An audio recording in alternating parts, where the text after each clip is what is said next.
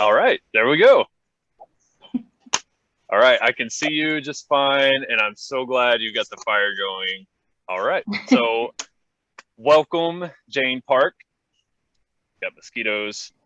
It's really nice to finally have our chat. We had so much issues with media blackouts and just getting everything, organized, and I'm glad that we were finally able to make it happen. So yeah, it's good to see you. Nice to see you too. Thanks. Okay, I'll go ahead and give your bio, and yeah, then we'll just go from there. So Jane Park is the Fire and Vegetation Specialist for the Banff Field Unit of Parks Canada. Jane is an incident commander and manages prescribed burning all over Canada's national parks to achieve restoration and conservation goals. Jane is a strong advocate for ensuring diversity, equity, and inclusion in the workplace, including cooperating with and incorporating indigenous knowledge of fire on the landscape. Her efforts in changing fire culture in Canada around harassment and discrimination have also been influential. I really feel like this whole chat could just be me delivering an extremely long and eloquent or impressive, at least, bio. Probably not eloquent on my end, but I'll just end it with saying, Jane, you're someone I aspire to be like based off everything that I've read and seen about you, and it's good to finally get to chat. I'm glad you're not out in the field burning right now. Yeah, well, we had a prescribed fire unit planned, but we're in the Rockies, and there's probably 1.5 feet of snow that just has fallen over the last few weeks. So yeah.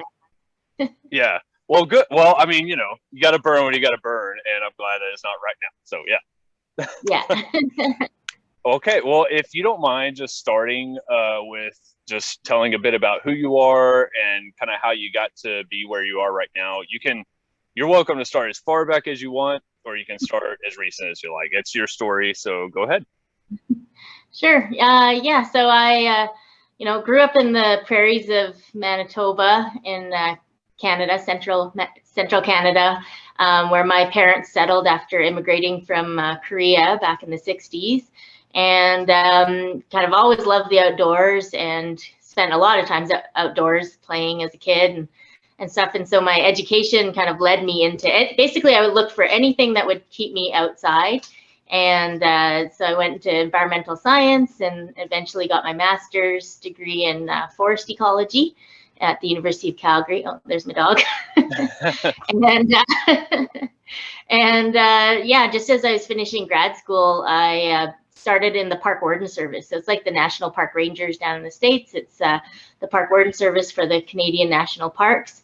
And I started in Banff. So I was here for about 4 years doing that. And because my education was in forest ecology, I kind of very quickly went into the fire side of things, the fire management side of things, helping with prescribed fires and that sort of thing. And then kind of felt like I needed a bit of a change a few years in Banff. I'd already lived in Banff for quite a long time, kind of came here as a snowboard bum in the late 90s and took a job up in the Arctic. So my, at the time, my boyfriend, who's now my husband, and our dog at the time, we went all the way up to the northern Yukon, kind of lived on the Arctic, in the Arctic, in a tiny town called Old Crow. It's on the traditional territory of the Vuntut First Nation, and spent a couple years up there working for the park up there, Vuntut National Park, and then had the opportunity to take a job in Haida Gwaii, the traditional territory of the Haida Nation. Worked there for a year on the ocean, on the north coast in the rain, and then made my way back here. And I guess I should mention that, Banff National Park is on the territories of the Treaty 7, 6, 7, 8 First Nations, as well as the Métis homeland. So we're really privileged to share the land with them here. Yeah, no, that's great. Yeah. And yeah, I guess like that brings me full circle to where I am now, working for the fire management program here in Banff, running both the fire program, so wildfire suppression, but also prescribed fire and monitoring and research. And then the other side of the program is more vegetation management. So looking at non-native vegetation, invasive species, endangered species conservation and that sort of thing. Yeah, no, that's really cool. And I loved watching, you know, the bio piece that I got to see that you did with WTREX. But I wanted to ask you some details. So like some of the science that you're doing as far as your ecological work, what are some of the kind of key species that you're managing to keep or to restore in certain situations there at Banff and also around other parks? I know like you've worked, you know, doing other things as well. But so what are some of the species that you're kind of honing in on, both for wanting to maintain and also to get rid of? Right. So, you know, a lot of our prescribed fire, we call it kind of multi-objective or ecosystem-based burning. And, you know, just like everywhere in North America, we've been, you know, we have the impacts of fire suppression here. So a lot of our landscape in the eastern slopes of the Canadian Rockies would have otherwise been kind of open grasslands, you know, fescue grasslands, Douglas fir and aspen grasslands. Those have largely been infilled by a lot of lodgepole pine that, you know, would have been an early cereal species, but with the fire regime that we have here would have likely experienced reburn and kept those open forest types on the landscape. So now we've got kind of not very many of those. And so we're trying to restore those areas through prescribed fire and through other restoration projects that we have ongoing that are more geared right to the actual native vegetation community. As I mentioned, we deal with endangered species. So around here, the most prominent plant species that is endangered is the whitebark pine, and limber pine is also provincially listed as well. It has yet to make the federal list here in Canada, but we manage them the same way. So you know, doing a lot of blister rust resistant seedling planting and monitoring and research and education around those species as well. And then because we are a national fire program, you know, I think that's the best part of the job is we do get to travel around, and we are integrated with other aspects of fire management. So even locally here, there is a big push for bison reintroduction. So they reintroduced bison to the park, and burning and maintaining bison habitat and habitat for a whole host of wildlife species is definitely a huge objective. And then, you know, having traveled a bit to implement prescribed fire, you know, there's, you know, in the prairies, they're trying to restore native grasslands and kind of convert cultivated tame and agricultural species back to native grasslands. Manitoba, same kind of issue with, you know, really decadent stands and trying to maintain the aspen parklands. And so it's really, you know, this job and it being a national fire program is really cool in that you get to see fire regimes and fire adapted ecosystems kind of across Canada, which is pretty cool. Yeah, no, that's really cool. I love seeing like I mean, there's so much diversity when it comes to fire regimes in terms of both intensity, types of fire, the return intervals. Can you kind of speak to some of, I mean, that's just really fascinating to me. I like to geek out over that, but like, can you kind of speak to that? Like how, what kind of different regimes do you see with, say, like the grasslands versus, you know, some of the more open forest, or are they kind of the same regimes? You know, in the montane kind of lower valley bottom ecosystems within Banff, you know, our fire regimes and fire return intervals are quite short, you know, in a few decades kind of thing. And then in the large part of our ecosystem, as you increase in elevation, the fire regime and the fire return intervals kind of get longer. Obviously in the subalpine, you know, that's where you get the lodgepole pine forests and some of the Engelmann spruce and subalpine fir that are, you know, more adapted to the kind of 100, 150 year. And then up high or on north facing slopes, you have those longer fire return intervals that are, you know, 250 up to 400 year fire cycles. And I think the one thing that's interesting to note is like when you're trying to restore those fire regimes, especially the short return ones, after a period of fire suppression, it's not just a matter of like applying the fire once and being like right back to the natural fire regime. You know, now it's been basically converted into, you know, a mature lodgepole pine fire regime. that if you just apply it once, will just come back lodgepole pine because of the serotiny and that kind of thing. So, so when we're doing it, often we, I'm fortunate to have inherited this program from people who started prescribed fire in the 80s. And so now I can go back to some of those sites, reburn them where they're just, a carpet of lodgepole pine, and really actually get them back to kind of the grassland and open forest types that we had before. Oh, that's cool. Yeah, no, that's really cool to me because, like when you said like kind of shorter return intervals, here in kind of my neck of the woods, where our return intervals can be like 2 years, 4 years. And so it's just so cool to see how, every, plot of land has its own story and has its own history, and how that ecosystem is preserved. That's really cool. Yeah, that's so much more complex too. I think like here, you can pretty much just burn it and, maybe it takes, a couple of, returns to kind of restore it back to kind of like its historical, ecosystem. But yeah, like you're dealing with trees that are fire adapted, but maybe on not quite as short of a return interval. So one burn or 2 burns isn't going to do it. You got to like stay after it. And this kind of blows my mind because that's not something I really read much about either. So, yeah. Yeah, and like historically, our fire regime here was largely indigenous cultural burning maintained. There's a lot of evidence of anthropogenic burning before kind of Canada colonized everything and created national parks. And so, in the fire history studies, you can see where there's the lightning fire season in July and August, but there are frequent burns kind of in the shoulder seasons where you wouldn't have seen lightning. And so those are indicative of cultural burning, much like a lot of the habitats and ecosystems in North America. Yeah, no, that's fascinating. I love that you, are sharing that piece too.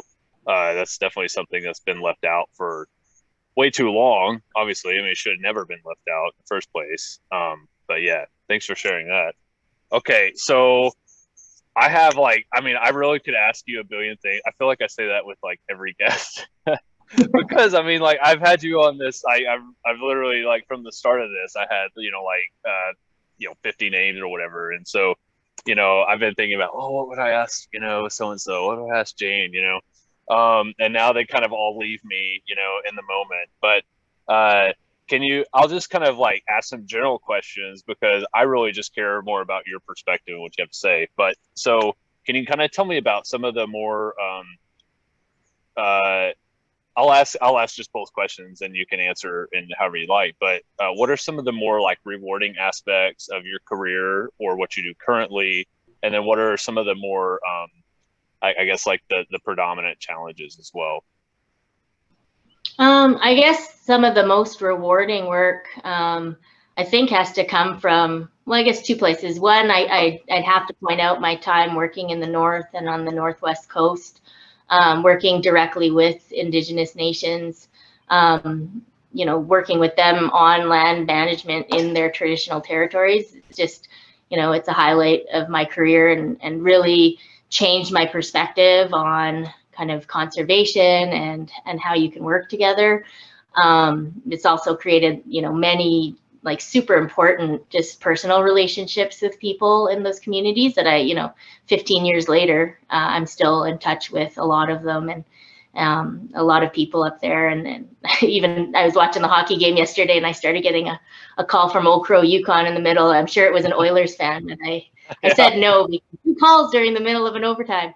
Anyways, but yeah, I think like working with people who, live off the land, it kind of blew my mind away. It's a different way of thinking of conservation and kind of frames how I see and how I hope the program in Banff can evolve. And so I think that's super rewarding. And then I think the other part is just in terms of the active management we do and implementing prescribed fire, just being able to see that change on the landscape, driving past old prescribed fire and seeing, wildlife using it and knowing that you actually had a hand in maintaining and kind of creating that habitat. I think those are definitely the kind of biggest rewards for the work that I do. And then Yeah. I think in terms of challenges, you know, especially with climate change, kind of balancing the risk management aspect of wildfire management and community protection and structure protection, all that, with that ecological mandate for fire restoration, and kind of educating the public and our visitors about, you know, that you can restore fire and also have a healthy respect for fire, and also have to think about kind of climate change resilience and how that's going to impact things and deal with smoke and all the rest of it. I think that's one of the biggest challenges is you know, trying to find that balance so that, you know, people aren't just totally scared of fire and don't want you to do any prescribed fires, because that's, you know, that would just bring us in and wouldn't really set us up for much good in terms of ecological restoration. Yeah, yeah. And, you know, you being on like the applied side of fire, you know, I mean, like I've researched, you know, fire, you know, historical fire, you know, on the landscape and what it's looked like. And, you know, you're prescribing fires based off, you know, indigenous knowledge, and also, you know, the fire regimes that you see in the tree rings. Like, so I don't, you know, there's so many challenges and so many things in there that I, you know, wouldn't, you know, be aware of. But one thing I'm curious about is, how difficult is it to do outreach or to spread kind of the gospel of putting fire on the ground? What are people's perceptions of fire, and is it really difficult to get kind of that message out there? Yeah, I think, you know, I think in the past, you know, with things like Smokey Bear and those types of really suppression focused messages, it was a lot harder. Again, I inherited this program from people who were quite proactive with community and visitor outreach and education. And so a lot of work has gone into building the kind of communication structure around our program to make sure that our visitors and the residents in the town of Banff understand fire.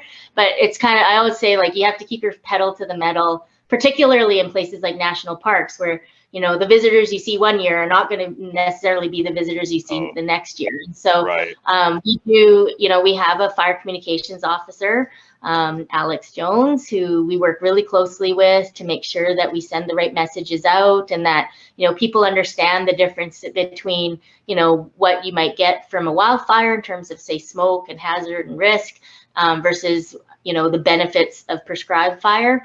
And we do a lot of, you know, working with the interpreters within the park to, you know, have, you know, different interpretive shows or web content, social media content. And we've also worked with the Canadian Forest Service on quite a number of social science research projects that look at the perceptions of residents and visitors to the park and their perception of wildfire. So, you know, we can see, we have a number of studies that I can send you copies of that show over time, with a really concerted effort and communication, you can actually see that acceptance of prescribed fire as a management tool goes up. And you can actually see that people, you know, are accepting of prescribed fire as a tool, but still do have, you know, a fear of wildfire. And so you can see how that education has helped, that they're not just scared of fire, both prescribed and wildfire now. But, you know, we have to be really, you know, careful about proper messaging and good, clear communications, particularly during wildfires or during prescribed fires, so people know what's going on. You know, we do impact air quality and, you know, people's sense of security. And so we're just very vigilant on the messaging that goes out, for sure. Yeah, no, that's fantastic. Yeah, I'd love to read those, you know, studies. That'd be really cool too. Yeah, it would help enlighten me, since I, you know, like I said, I have really no experience with that. So yeah. Okay, so something else that I wanted to kind of hear more about is, you know, y'all have adapted the word FIRE as an acronym to mean fairness, inclusion, respect, and equity, which I think is so cool, you know, to use FIRE in that way.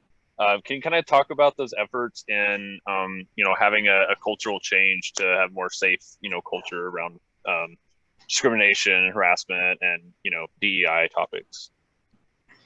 Yeah, so the acronym you said there was part of an initiative within Parks Canada to kind of increase awareness about diversity, discrimination, and harassment. And we put that acronym on a sticker for the fire crews to, have on their notebooks. And it basically talks about, the types of behaviors that we want within our program and those that we don't condone, and then has a list of resources in terms of where you can seek help or, extra consultation or discussion.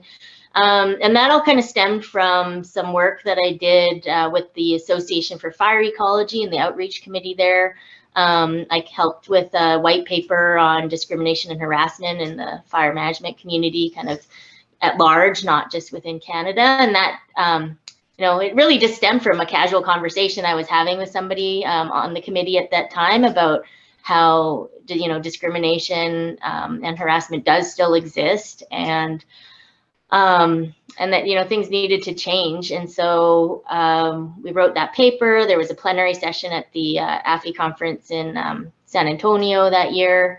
And then from there, it kind of bled into some of the work within Parks Canada, where we've helped to develop some training for our fire crews and our fire personnel to increase awareness of those types of issues, and encourage people to be upstanders, not bystanders, to actually step in and help their crew members and IMT members on incidents if something happens. And then just to create awareness that, our culture in fire, it's a fairly male dominated, and in the past has not been the most diverse. And there's a lot of research that shows that organizations that are kind of very hierarchical kind of lend themselves to these types of issues. So we've been working within Parks Canada. We've also worked with the Canadian Interagency Forest Fire Centre, so CIFC. It's our main resource exchange agency within Canada, on a number of initiatives to raise awareness and help change that culture.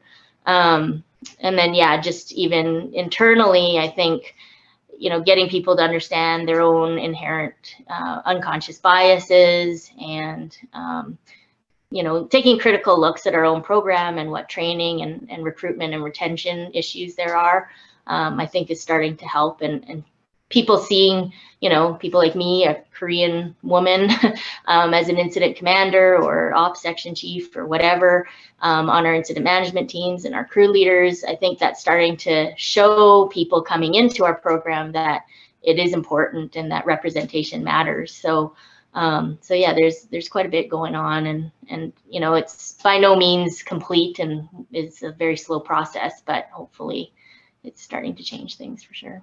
Yeah, sure. And, I would assume that this hasn't been something that you just did like 1 year and that's all the work you've ever put into trying to change culture. I'm sure it's been a lifetime of work. So yeah, no, that's really great. I love that. And I love like being able to, are there resources, or are there things that like kind of I could link to kind of help other people? Cause I know like a lot of people can just easily adapt, like these stickers and, some of the approaches that you've taken. Are there kind of resources that I could point people to? Yeah, for sure. I can probably get you linked to the white paper from the Association for Fire Ecology that was published. Okay. And I'll try to get you a couple of the other documents too that we can link in. Like I think on the CIFC website, I believe they have a director's statement on diversity and inclusion as well. So I'll send you a few links. Yeah, no, that's great. Yeah, I appreciate that. I know of a couple of organizations that I've kind of like, just through conversations that they've said, yeah, we really want to do this. We know it's like 2021 and we're like really late. But it's like, hey, it's good to start, like let's get something going. So that's cool. Yeah, and I'll pass that along to them too. So, okay, that's cool. Yeah, can we start asking a couple of questions? Are you ready for the question round? Sure. Okay. Cool. So I'm still battling these mites. They keep like, I'm not an entomologist, so like I just know they're mites. And yeah, okay, sorry. Okay. That's okay. So, what is your favorite tree?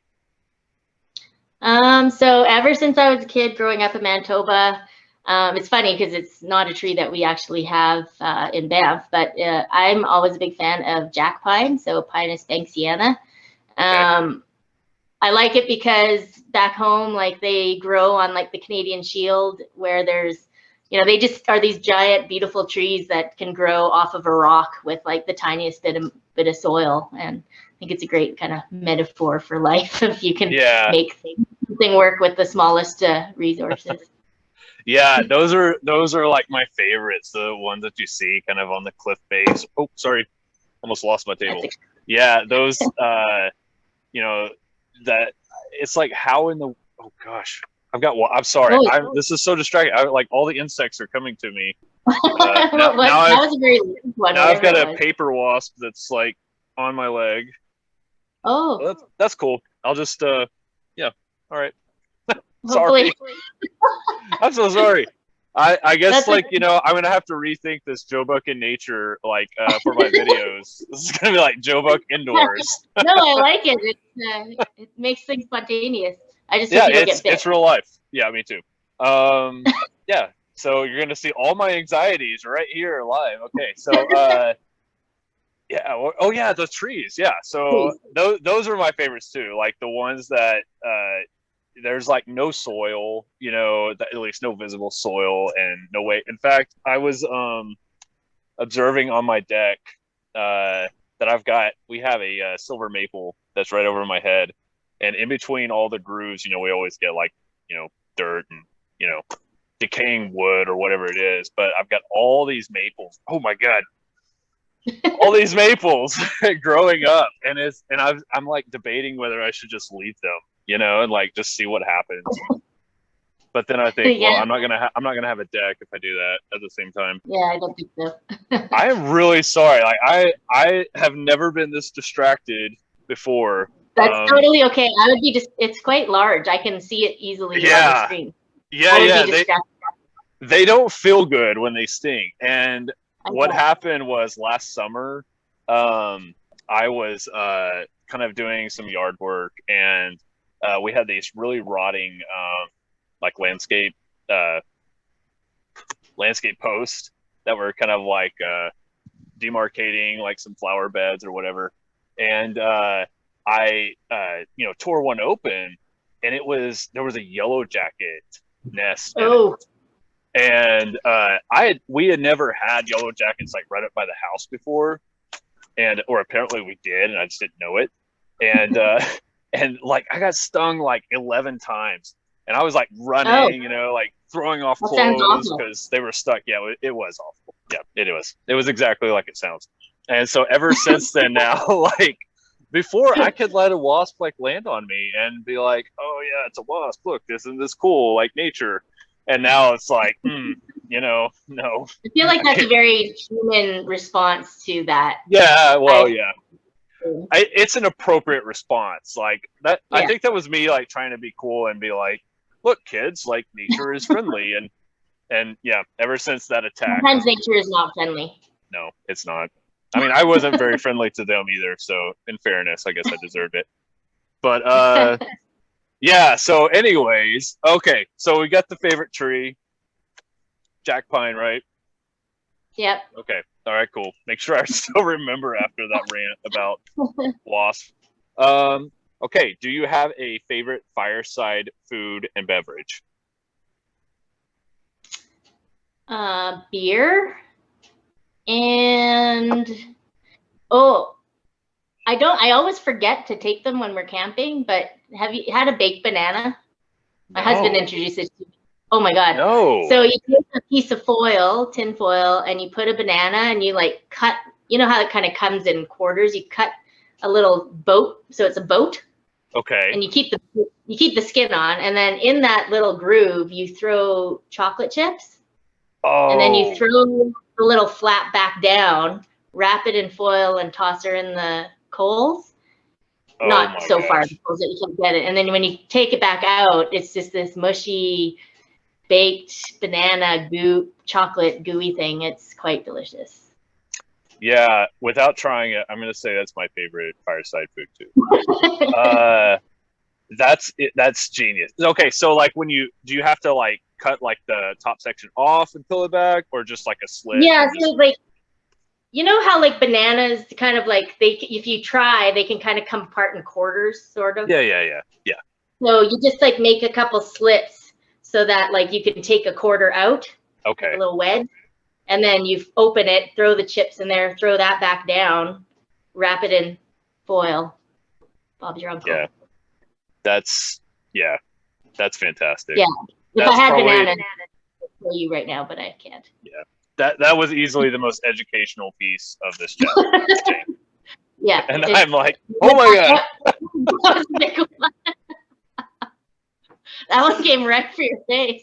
Yeah, it's the same one. It's just it likes me. I'm gonna put that over there. Maybe it will go for the cup, not me. Okay. Yeah, that was fantastic, and I've loved everything about this already, especially the banana part with the chocolate chips. Yeah. Okay. And you just call it a baked banana. You haven't developed like a cool name for it yet.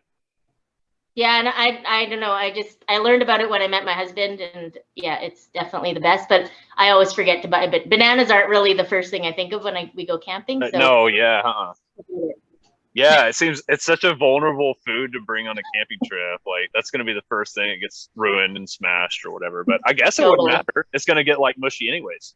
That's true. That's true. Yeah. Okay.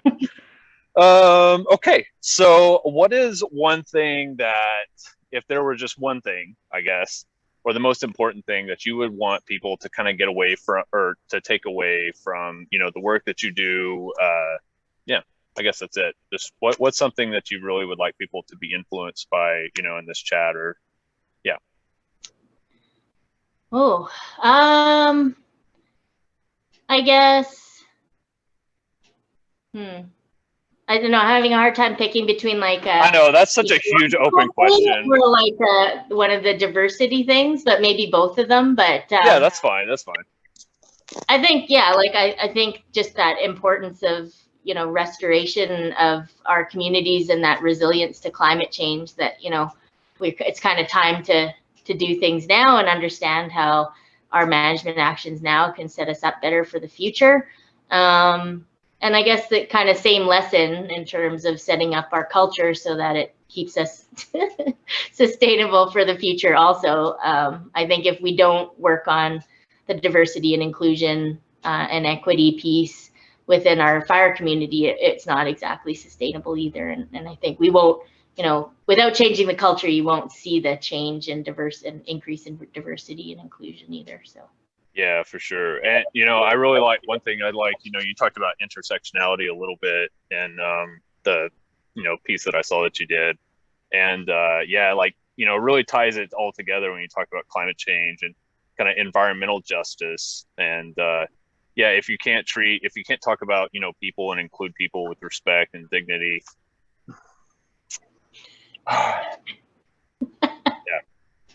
You said it. You said enough anyways. I'm not going to talk anymore. I'm too distracted. Golly. Woo. And if you're not careful with climate change, it's going to get really warm up north, and you're going to be dealing with all these wasps. Well, you won't, because, it's going to take 150 years or whatever. But oh, my goodness. Okay. I'm doing the best I can, and it's not that great. But here we go. Okay. So if you could go back in time to like teenage Jane, what do you think? What advice would you give her? Kind of in a nutshell, listen to my mom more. Okay. Basically, I think I didn't have a ton of confidence as a teenager. I think part of it came from, I was always like the only Korean girl and feeling a bit, wanting to just like dissolve into the background. Mm-hmm. And I think like the listening to my mom more thing is like, she always had confidence in me. And like, my mom is an amazing human being. She was the only woman to go to her university back in the 60s and things. And if I just kind of learned those lessons earlier, I feel like I probably could have gotten further earlier. Believing in yourself and like kind of ignoring the outside a bit more. I think that's a hard thing for teenage girls to do, but I think, with a lot of the work with like, women in STEM and encouraging women and girls to see themselves, I think is probably changing that. But yeah, that would be my biggest Jane as a teenager advice. Yeah, no, that's great. That's really good advice. Yeah, for sure. I, definitely like all teenagers struggle with it. And I had a lot of depression, undiagnosed, things, in, my teenage years that made it tough. But I certainly couldn't imagine, you know, I mean, because you're first generation Canadian, right? And Yeah. I mean, like that brings us all whole list of challenges that my privilege can't comprehend. So yeah, I think young Jane did take a lot of the advice, considering you were going to be a ski bum and you went up north and further north, and so yeah, definitely you did take some of Mom's advice, so that's cool. Yeah, I think that was more my dad. My dad is super spontaneous, so he just takes spontaneous road trips. So that's my dad's side, and then the courage probably came from both of them. I owe my folks quite a bit. Yeah. No, that's cool. And it's nice that you respect and give them the props, they probably deserve. So that's cool. Okay. So if your older future self could come back to you right now where you are, what would you hope that she would say to you?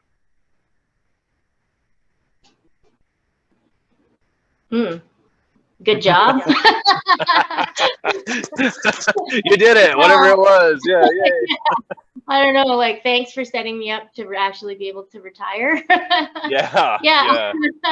I don't know. Yeah, I think just like being able to like be proud of, what I've contributed to, and see, like, I take a lot of joy in seeing the people that I work with like prosper, and like people always, when I lose staff to other agencies or they get better jobs, people always, they make fun of me and say like, oh, like you must be sad or mad or whatever. But like in essence, I think that's just the best part. It's like fledgling your little baby birds so that you can see them prosper. I think I like seeing that. So I think, if my future self came back and was like, look at how you made a difference, that'd be good. Yeah, no, that's cool. I like that. Did you have a favorite childhood cartoon? Yeah, I think it's kind of funny because they're very like opposing, but the Flintstones and the Jetsons. Yeah, okay. All right, yeah. Like prehistoric and future. Yeah. I was always like thinking, it's actually funny that you asked me this on a Zoom call, because on the Jetsons, whenever they had those phone calls where you could see people, I just thought, blew my mind. Like, I was like, couldn't you imagine if you could see the person that you're talking to on the phone? Yeah. It just blew my mind, and here we are. So I know. I mean, like, how crazy is it that like our kid? What in the world are they thinking? Like, what's going to be the future for them? Like, what is there to aspire to? I'm sure people used to feel this way too. Living on Mars or something. Like, I know. Yeah. Oh, that'll never happen, and then they're going to have like skyscrapers. When I was a kid, it was just Earth. Like, what do you say? It was green. We didn't have any of this red stuff. I don't know what you'd say. Yeah, no paper wasps on Mars. Oh God, yeah. If there's paper wasps on Mars, like, don't, like, why? Why are we even bothering? Just don't do it. I love them. I just don't love them right by me. Let's see. Do you have a book that you're currently reading, or a favorite book? Oh, I do have a book, and I can't remember the name. I could send it to you. But a recent book that I finished a while ago that is really great was Whistling Vivaldi. Okay. It's by, I believe, Claude M. Steele, I believe. Google that. But it's all about kind of how stereotyping affects people's performance. And it's a really interesting look at kind of racial and gender and all sorts of kinds of discrimination, and how kind of your predisposed bias or stereotyping affects how people perform. And it's really good, and it's very eye-opening, and it's based on a whole bunch of social science that's been done over the years. So that's a really good one to read for sure. Yeah, so that was Whistling Vivaldi? Whistling Vivaldi. Yeah, Vivaldi. Okay. Yeah, okay. Cool. Yeah, that sounds really interesting. Yeah, I have it. It's been a little while since I've kind of tackled some of those, meatier books that, need to be tackled more. So I need to do that. Yeah, I'll send you the name of the one that I'm reading right now. It's about kind of the Black perspective on kind of just life. It's just basically lived experiences, and it's a whole combination of essays by kind of well-known Black people and kind of the social, in various aspects of the world right now. But it's really interesting because it's just essays of their lived experiences and kind of how that can educate people who don't have the same lived experiences on what it's like. I just wish I could remember the name of the book, but I'll send it to you. Yeah, that'd be great. I'd appreciate that. If you had to be a tree or plant, do you know which one you would be?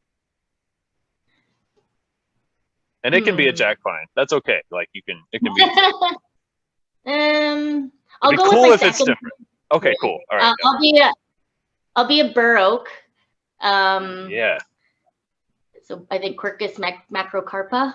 Yeah. Most people like I grew up in Winnipeg. Our entire kind of backyard was a whole bur oak forest, and there's acorns, so I could feed people, and like Korean people make this jelly out of acorns that I think is delicious. I don't know. I haven't fed it to my husband yet to see if he thinks it's delicious, but it reminds me of my grandma on my mom's side. So yeah, they're pretty big and solid, and I'm kind of solid. so that, and then I like feeding people. So I think it would be good to be both. Yeah, that's cool. Yeah, you'd be like feeding people yourself, but that's cool. Yeah, yeah, I guess so. That's feeding cool. people.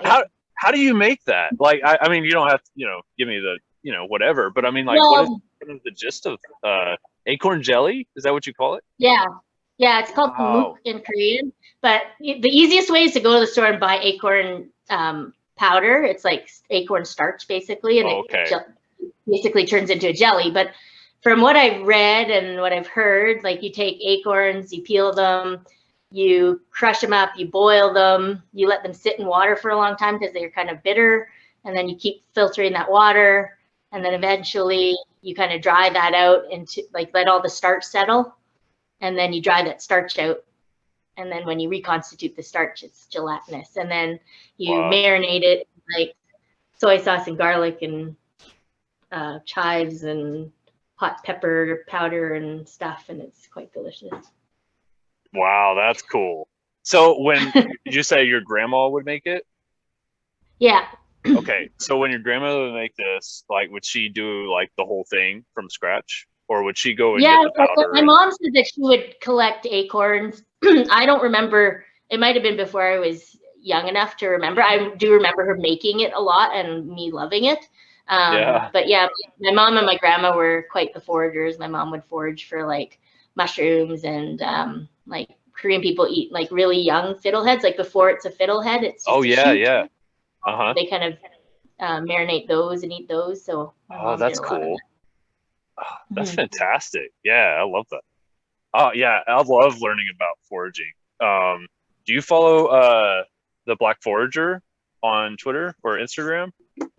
No, I don't. But I can't think of her name.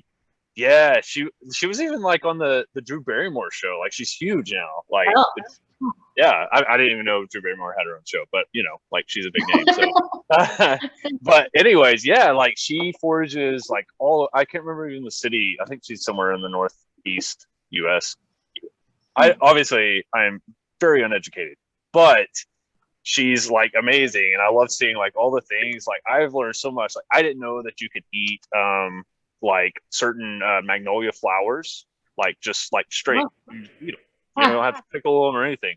And yeah, there's like so many things that I've just, it's like blowing my mind. And I've always seen plants as like most of them will do more harm or kill you than they'll like feed you. And you definitely have to know which ones will kill you. Yeah, you do. And full disclosure, do not like take, definitely don't ever take my advice on what to eat. but yeah, like a lot of things, you actually, and some of them they do take, like you're talking about the acorns, like you have to boil them, you have to change the water, you have to kind of, do that to get rid of the tannins and, other things. Yeah, but it's pretty cool. Yeah, you should definitely look her up. Yeah, anyways. Okay, do you have a favorite scientist? Favorite scientist? Well, that's a tough one because there's probably like numerous ones Yeah. that are in each field of study. Mm-hmm.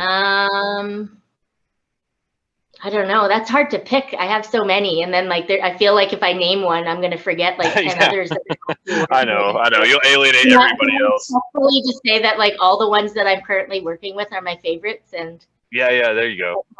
others out there that do want to work with me or up here, just to get in touch. Well played. Yeah, I'm a big question dodger myself. So like it's kind of like I ask these questions and I completely realize that like they're the most open-ended, hardest things to ever answer. So it's just fun to see what people say. So, yeah. So how about who's been kind of very influential? I'll say very instead of the most. Like, who are some people who have really kind of helped you kind of get where you are, or guide you through life? Well, I already mentioned my folks, so I think like many different generations of my family have helped, like I have an older sister, and my parents and both my maternal and my paternal grandmothers were hugely influential in different ways. I never met either of my grandfathers, so it's no disrespect to my grandfathers, but I never met them. So yeah, my family probably the most. And then I would say there is an elder up in Old Crow. His name is Stephen Frost Sr. He just passed away last year, actually, but he really took me and my husband under his wing when we were up in Old Crow, and basically, showed us how the Gwich'in people live and everything about living off the land. And he was just like a great human being, just a crazy, awesome sense of humor. Extremely insightful. You should Google him. There's many videos of him on YouTube. He's just, in the true sense of the word, a real elder. Like, he just was extremely knowledgeable, but really took us under his wing and made us feel like we were part of his family. So I'd say kind of in more recent work / personal history that he would be probably one of the most important ones, just because he taught us about, the balance of like being people on the land and how you interact with the ecosystem, whether it's, him showing us how they traditionally harvest caribou or salmon or hunt or, just trap, whatever, everything. I think, yeah, definitely really influential on kind of our worldview, I think, since we were up there. Yeah. Oh, that's fantastic. Yeah, thanks for sharing that. Yeah, I'll definitely look him up. It sounds like an amazing man. Okay. Yeah, I guess we can wrap it up and maybe do another chat down the road. I'd love to kind of hear like some fire stories, maybe on the next chat, whenever that might be. Yeah. Maybe after fire season, if there's ever an end to fire season anymore. Yeah, for sure. No, that'd be great. Okay. Well, what's the best way for people to reach out to you? Well, my work email is easiest to remember, probably jane.park, as it sounds, @canada.ca. And yeah, they can find all sorts of information on the Banff National Park website. There's a whole section on fire management or vegetation management. And yeah, it's probably the easiest. Okay, cool. Well, I'll make sure, I'll make sure that all that's linked in the description and people can find that easily. So yeah, this was awesome. It's so great to chat with you. I'm glad I can scratch out one of the many names that I have, but yeah, one of the first. So yeah, thanks for taking the time to chat with me. Awesome, sounds good. And yeah, if you have any other follow-up questions or want to chat more about other stuff, just you know where to reach me. Yep. All right, cool. Well, thanks, Jane, and have a good rest of your day. And I guess I'll just talk to you later. Yeah, stay safe from those paper wasps. Yeah, I'll try. See ya. Thanks. Okay, Bye. bye.